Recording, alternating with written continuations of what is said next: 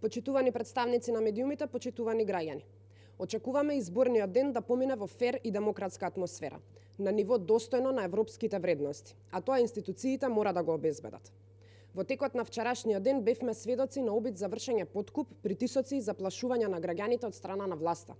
До нас стигнуваа информации на кој начин и каде власта се обидуваше да изврши подкуп на граѓаните, зашто многу пати алармиравме и навремено ја информиравме јавноста.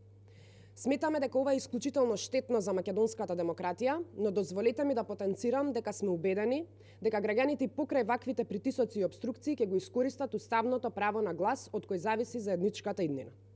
Согласно информациите кои ги сподели Државната изборна комисија, можеме да заклучиме дека досегашниот тек на гласањето тече во најдобар ред со мали исклучоци и дека настанатите проблеми се надминуваат. Излезноста на гласачките места според податоците од сајтот на Државната изборна комисија до 12 часот изнесува 10%. Ви благодарам.